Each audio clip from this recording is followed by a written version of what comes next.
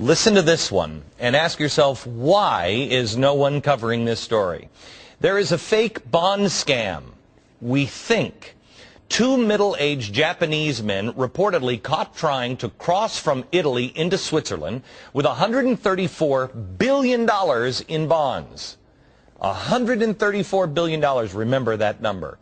It presents two possibilities, both are really bad. Either they're fake, which means people are trying to flood the market with fake cash, and it's probably a country doing that, because remember, bonds are the same as cash. Or worse, it's real, and some country, some sovereign fund is trying to quietly dump their reserves. It would have to be a country if they're real, because nobody has this much money. That is 1% of our GDP.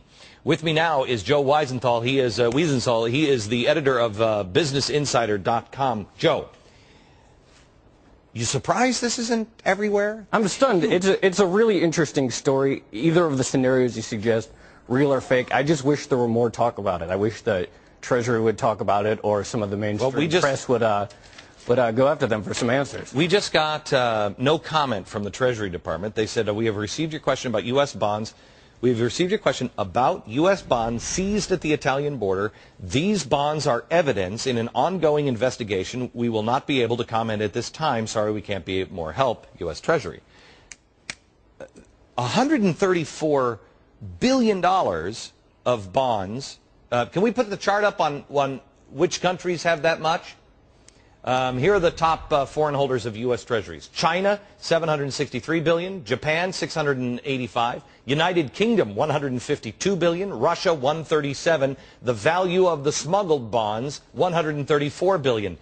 That's gigantic sums of money. Either way, it's an incredible scale, whether it's a government dumping some of their holdings or if it's a counterfeit operation.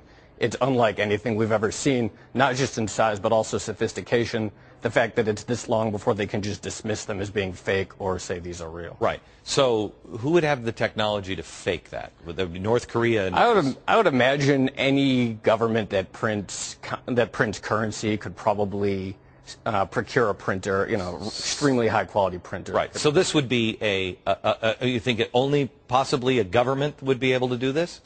It would be the kind of technology that you would expect only a government to have. Okay.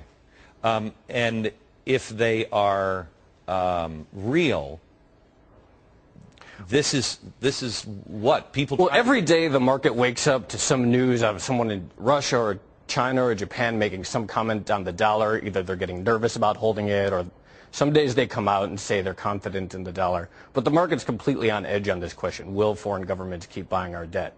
So if it is real, and if there is a foreign government that's sort of secretly trying to dump some of their dollar holdings, that's a big story. That really tips the story in one direction. Apparently these bonds are old, and they come from the 50s and the 60s.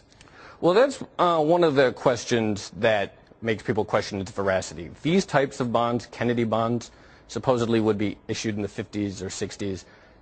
The reason that they were, $500 million face value bond, it's almost hard to believe that we ever issued those. Apparently the reason was, they're bearer bonds. You have to send in a coupon and collect the money. Well, if you're borrowing a lot of money, you want to have huge coupons, because otherwise it's just too much of a pain to keep sending them in. There were some reports that said the date on the bond was from 1934. That would lend credence to the idea that it's some sort of counterfeit fraud operation. Okay, thank you very much. We'll follow this because one way or another, it's not good. Somebody is trying to print mass amounts of our money, and which would be, well, our Fed's doing it, our Treasury is doing it. Why not everybody?